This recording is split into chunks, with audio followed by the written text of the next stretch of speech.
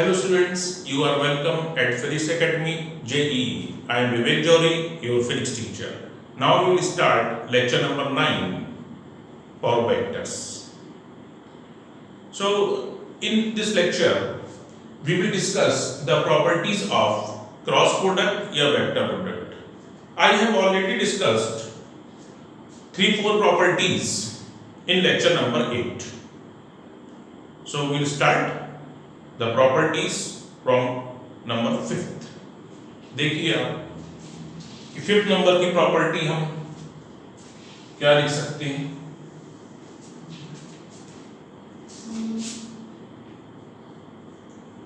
If angle between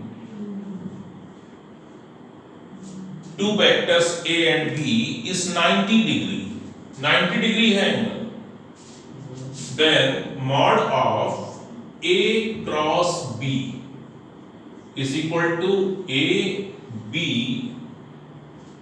sin 90. Sin 90 degree, that is 1. It is simply AB. Mod of A cross B will be equal to AB when the angle between A and B is 90 degree. Next property. Self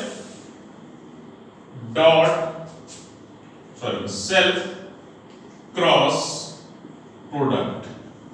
ये pen काफी light चल रहा है अभी. दूसरा pen कहाँ है?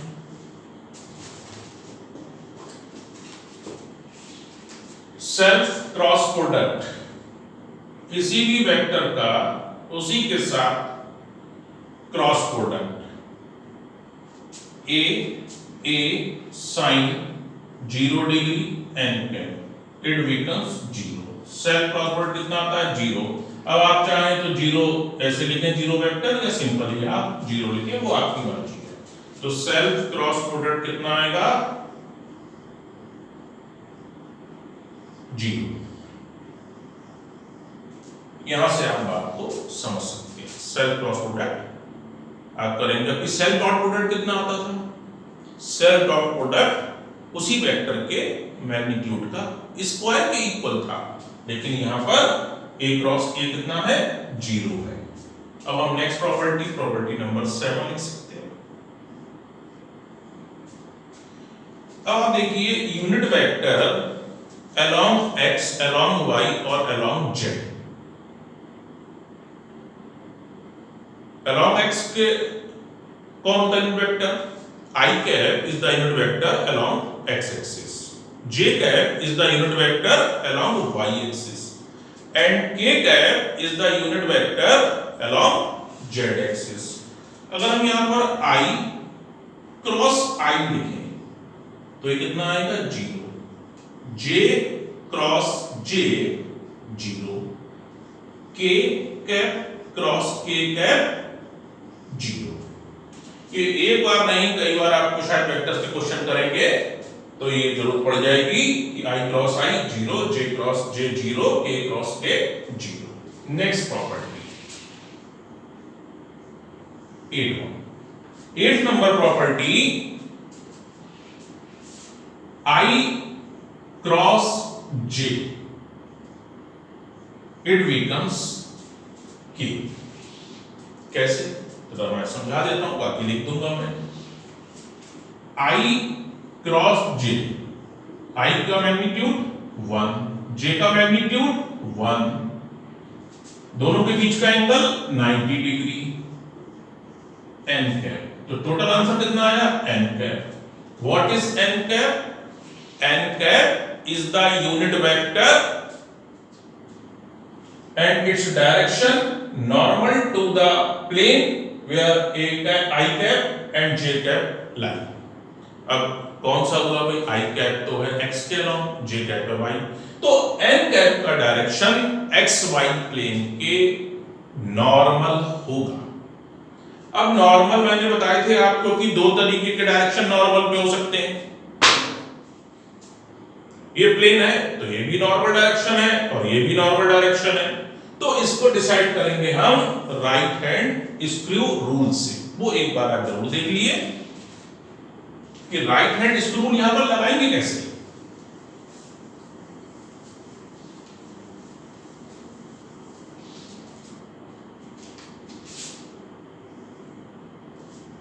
ये एक्स एक्सिस है, ये वाई है, देखिए जेड ये है।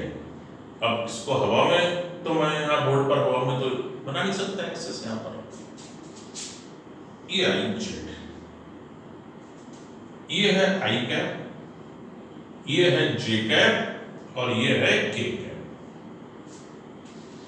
अब मैंने आपको समझाया था कि राइट हैंड स्क्रू रूल लगाने के लिए आप एक स्क्रू ड्राइवर का यूज करिए और स्क्रू ड्राइवर को आप ऐसे रखिए कि इन दोनों वेक्टर के प्लेन के नॉर्मल क्या रहे, उस स्क्रू ड्राइवर की एक्सिस रहे उस प्लेन के नॉर्मल जिस प्लेन में ये दो वेक्टर एग्जिस्ट कर रहे हैं।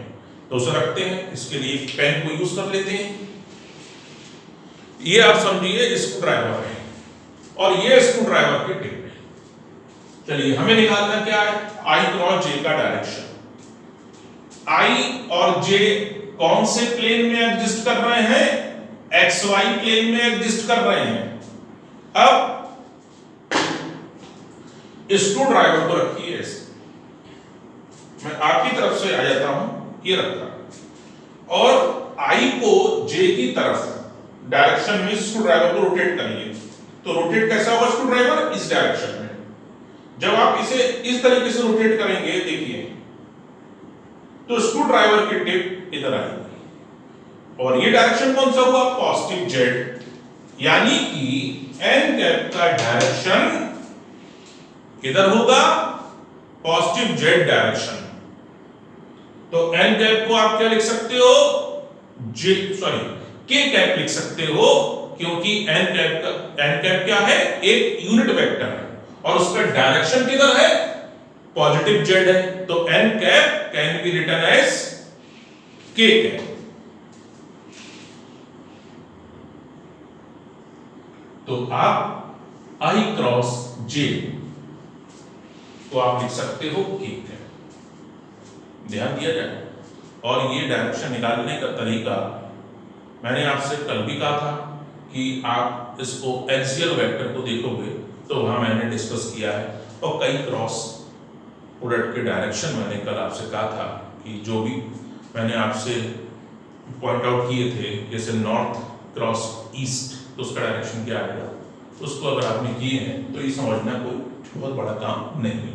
चलिए अब करते हैं जे क्रॉस आई, जो आंसर आएगा माइनस के है। कैसे आएगा, जे क्रॉस आई, ये स्क्रू ड्राइवर रखा, स्क्रू ड्राइवर आप रखेंगे, जे को आई की तरफ घुमाइए। अब जे को आई की तरफ घुमाऊंगा तो स्क्रू ड्राइवर ऐसे घूमेगा और टिप जाएगी perpendicular inward to the bolt. जब आप परपेंडिकुलर आउटवर्ड को पॉजिटिव जेड कह रहे हैं तो परपेंडिकुलर इनवर्ड को आप क्या कहेंगे, नेगेटिव जेड। यानी कि जो भी हमें कुल मिलाकर तो यूनिट वेक्टर ही मिलना है और वो किधर मिलना है आपको, नेगेटिव जेड की तरफ। तो नेगेटिव जेड डायरेक्शन में यूनिट वेक्टर क्या होता है, माइनस के कैप। भाई के cap only, this is the unit vector along positive Z direction. तो माइनस के cap is the unit vector in the direction of negative Z. तो जे क्रॉस आई कितना आया, माइनस के कैप। अब आप देखिए जे क्रॉस के, ये आएगा आई कैप। जे क्रॉस के, अब जे क्रॉस के कैसे होगा उसे भी देखिए। मैं इधर आ जाता हूं और तीनों एक्सिस को आप दिमाग में रखिए कि ये एक्स है, ये वाई है और आपकी तरफ ये जेड है। स्क्रू ड्राइवर को रखने का तरीका, स्क्रू ड्राइवर की एक्सिस उस प्लेन के नॉर्मल होनी चाहिए जिसमें ये दो वेक्टर लाई कर रहे हैं। जे इस डायरेक्शन में है, के इसमें है। अब इस स्क्रू ड्राइवर को आप जे को के की तरफ घुमाइए। तो आप कैसे घुमाएंगे? ऐसे। जब इसको ड्राइवर को ऐसे घुमाएंगे तो इसकी टिप पड़ेगी इधर, और ये डायरेक्शन कौन सा है? Positive x. यानी कि जे क्रॉस के करने पर आपको एक यूनिट वेक्टर मिलेगा, वो भी पॉजिटिव एक्स डायरेक्शन में। इसीलिए यहां पर मैं आई कैप लिख रहा हूं, के क्रॉस जे ये होगा माइनस का आई कैप। और लिख देते हैं यहां पर के क्रॉस आई करके देखिएगा, ये आएगा जे कैप। आई क्रॉस के ये आएगा आपका माइनस जे कैप। पहले तो आप ये प्रैक्टिस करिएगा कि इनके क्रॉस प्रोडक्ट के डायरेक्शन आप फाइंड कर सकते हो, और दूसरी बात ये है कि आपको बिना दिमाग लगाए ये याद रहे। कौन को ये, तो इसका उल्टा क्या हो जाएगा? नेगेटिव क्या आएगा?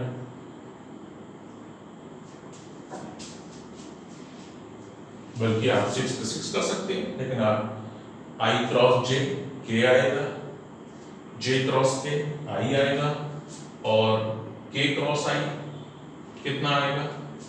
जे आएगा। अगर रिवर्स घूम गए तो वो नेगेटिव आ जाएगा।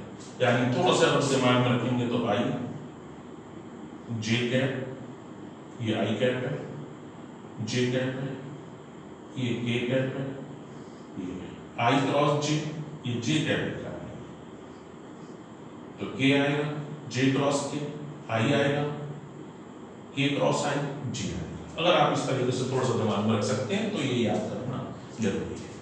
अब हम नेक्स्ट प्रॉपर्टी की तरफ आगे बढ़ते हैं।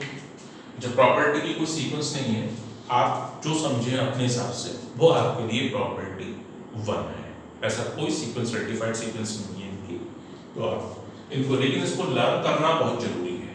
अगर आप ये लर्न करेंगे तभी सब कुछ फायदा निकलेगा, अदरवाइज पढ़ते तो सभी हैं, पूरी दुनिया पढ़ रही है, लेकिन लर्न और रिवाइज कुछ ही लोग करते हैं। उन्हीं का एकेडमिक रिजल्ट, उन्हीं का कॉम्पिटिटिव रिजल्ट एक एक्सीलेंट रिजल्ट की फॉर्म में आपको दिखाई देता है। तो सभी पढ़ रहे हैं, आज पढ़ा कल भूल गए, ये टीचर ने जो भी बात कही वो ध्यान से सुनी नहीं। तो आप इसे सुनिए, रिवाइज करिए, तभी आप आगे बढ़ेंगे। अदरवाइज ये तभी आपको काम आएगी जब एग्जामिनेशन हॉल में ये आपको लर्न आएगी। अदरवाइज ये नहीं कर सकते हैं कि बुक खोलूंगा फिर देखूंगा कि कौन सा फार्मूला यहाँ लगेगा। तो मेरी रिक्वेस्ट है आप लोगों से कि लर्निंग प्रोसेस बनाए रखें, बहुत जरूरी होता है कोई भी एक अच्छा रिजल्ट लाने के लिए। तो नेक्स्ट प्रॉपर्टी तो डिस्कस करते हैं, देखिएगा।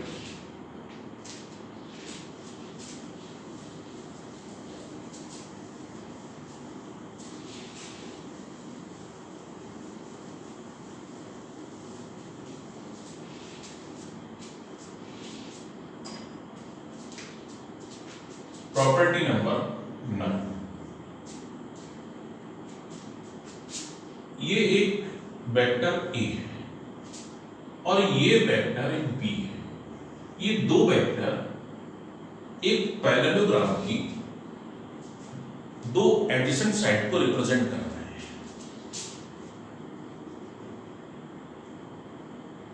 तो आप इस पैरेललोग्राम का एरिया फाइंड कर सकते हैं।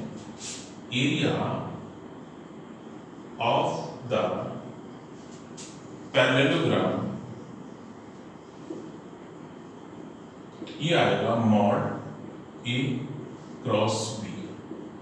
अब तुम में से कुछ बच्चे इसको देख रहे होंगे, ये आपके लिए एक क्वेश्चन छोड़े जा रहा हूं, इसे प्रूव भी कर सकते हैं। ये क्वेश्चन बन सकता है, ये show that the mod of A cross B is equal to the area of this parallelogram. तो क्वेश्चन कैसे बनेगा? Vector A and vector B are the two adjacent sides of the parallelogram, then show that the area of this parallelogram is equal to mod of A cross B. इसे try करिएगा और book देखिएगा तो जरूर आप solve कर लेंगे, क्योंकि आपके 11th स्टैंडर्ड पर ये क्वेश्चन पेपर में दिखाई दे सकता है।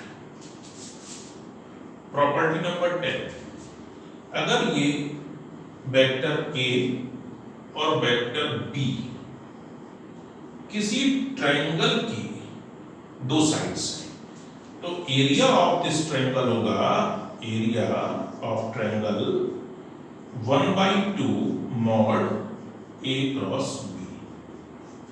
ये भी प्रूव हो जाएगा, ये भी क्वेश्चन होगा कि अगर ए वेक्टर और बी वेक्टर एक ट्रायंगल की दो साइड्स को रिप्रेजेंट करते हैं, तो आप प्रूव करिए कि उस ट्रायंगल का area 1/2 mod of A cross B होगा। और इसी के हेल्प से आपका ये भी आ जाएगा, क्योंकि अभी तो ट्रायंगल आ रहा है तो पैरेललोग्राम का डबल होगा। तो ये दोनों का एक ही टाइप का प्रूफ है, बस इसे प्रूव करने के बाद आप डिवाइस कर देंगे तो पूरे पैरेललोग्राम का एरिया आ जाएगा।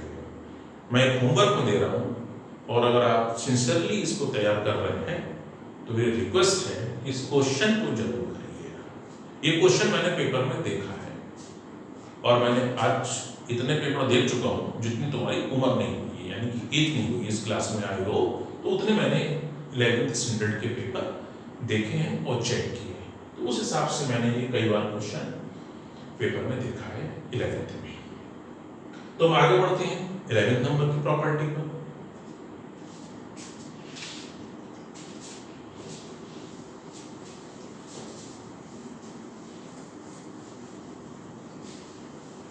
इलेवेंथ नंबर की प्रॉपर्टी में अगर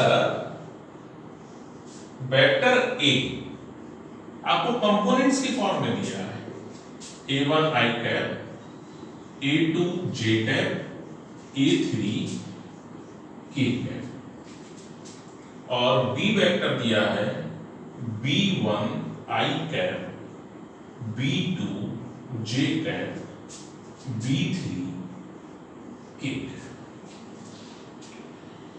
आपको फाइंड करना है ए क्रॉस बी, ये आपको फाइंड करना है।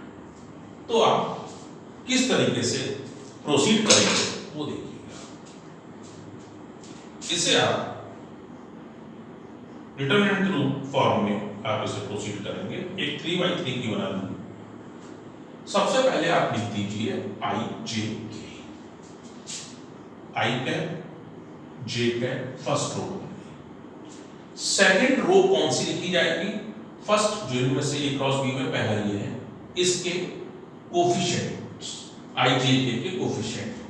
सेकंड बनेगी a1 a2 a3, और थर्ड रो बनेगी जो बी वेक्टर में आई जे के कोफिशिएंट्स हैं, b1 b2 b3।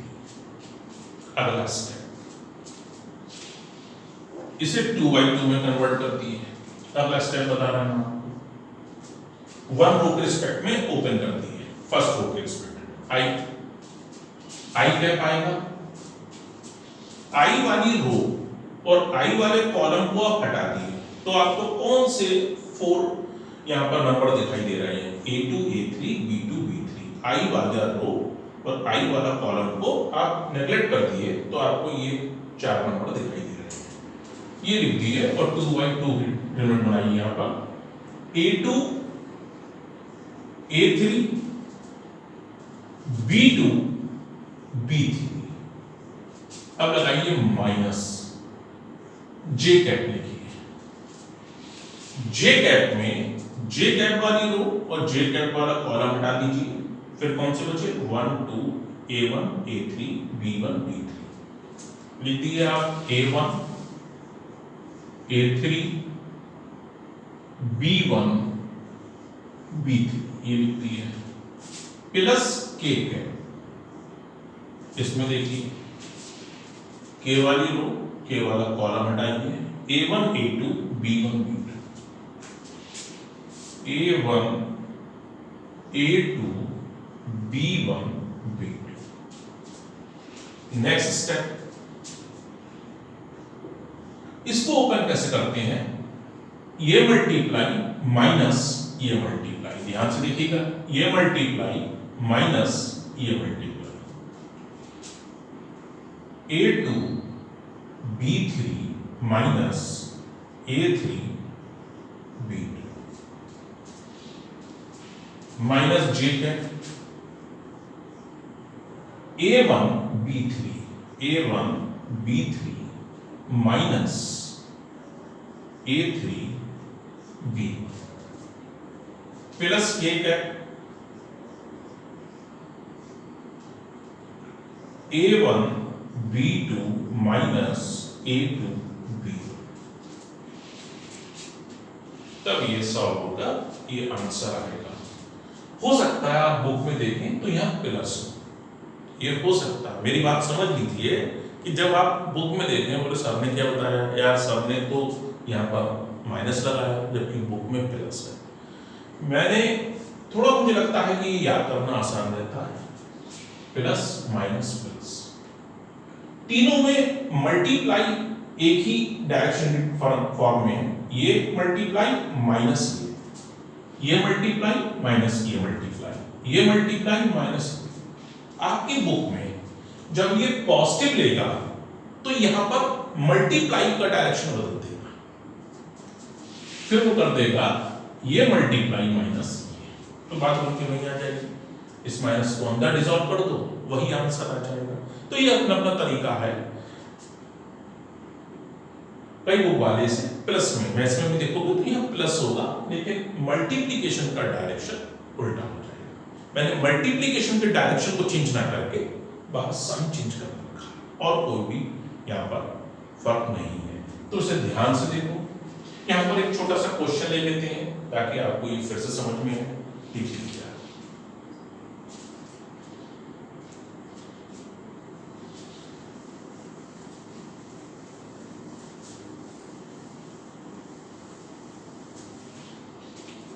जैसे वेक्टर A है I कैप माइनस 2J, मान लीजिए 3 कैप है। B वेक्टर है 2I cap plus J cap plus K cap, ये है। और आपको फाइंड क्या करना है, A क्रॉस B फाइंड करना है। कैसे करेंगे आप, A क्रॉस B शुरू हो जाएंगे, I cap J cap K cap, 1 minus 2 3, 1 coefficient यहाँ पर 1, यहाँ कोफिशिएंट कितना है माइनस 2 है, यहाँ प्लस 3, 2 1 1। नेक्स्ट स्टेप,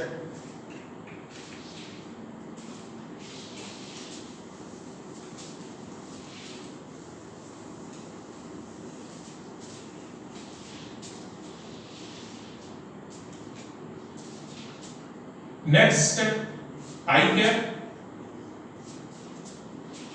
अब I कैप की रो, I कैप का कॉलम हटा दीजिए, कितना आया माइनस 2 3 1 1, माइनस J कैप ये हटाइए 1 3 2 1 3 2 1, प्लस K कैप ये हटाएंगे 1 minus 2 2 1।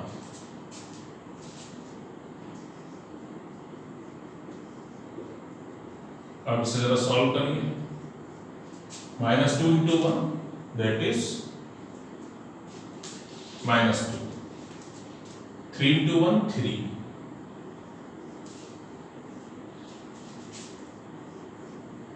1 into 1 1, 3 2 just 6 minus 6, 1 into 1 1, minus 2 into 2 minus 4, और सब्ट्रैक्ट करना होगा तो y प्लस 4 हो जाएगा। कितना आया है माइनस का 5i कैप माइनस 5, तो प्लस का 5j cap plus 5k cap. This is the answer of A cross B। कहीं अगर मिस्टेक हो गई आपके सामने, मैं बोर्ड के बहुत पास हूँ, तो आप देख लीजिएगा, वरना होगा ऐसे ही। हो सकता है कि आपको थोड़ी सी इन प्रॉपर्टीज को याद करने में दिक्कत हो, आप थोड़ा रिवाइज करेंगे, इसे कॉपी पर लिख कर देखेंगे तो डेफिनेटली आपको जल्दी याद हो जाएगा। और आप सोचेंगे केवल कि मैंने लेक्चर देखा और मुझे याद हो गया, तो शायद कुछ घंटों तक याद रहे, लेकिन महीनों तक याद नहीं रहेगा। बिना प्रैक्टिस के कुछ भी याद नहीं रहता। तो आप प्रैक्टिस करिए, आगे बढ़िए। तो आज के लेक्चर में इतना ही। कल ये थ्योरी खत्म हो जाएगी। कल मैं डिस्कस करूँगा लामीज़ थ्योरम। वैसे मैं यहाँ डिस्कस और भी कुछ कर सकता हूँ, जैसे रिलेटिव वेलोसिटी। लेकिन रिलेटिव वेलोसिटी मैं काइनेमेटिक्स में ही डिस्कस करूँगा।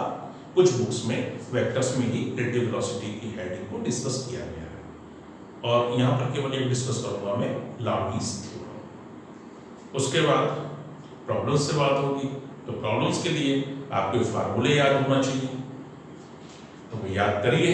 और अगर ये लेक्चर आपको अच्छा लगा, कोई थोड़ा बहुत कहीं शब्द हल्का से, क्योंकि रीटेक नहीं है इसमें, जो बोलते चले गए तो उसको इग्नोर कर दीजिएगा। अगर आपको ये लेक्चर अच्छा लगा तो प्लीज़ लाइक करिएगा, सब्सक्राइब करिएगा और शेयर करिएगा। और कोई भी आप कमेंट लिखना चाहें, कोई भी अगर आपको लग रहा हो, कोई सजेशन हो कि इस लेक्चर में कुछ कमी लग रही है, तो बताइएगा, वो आगे ठीक हो जाए।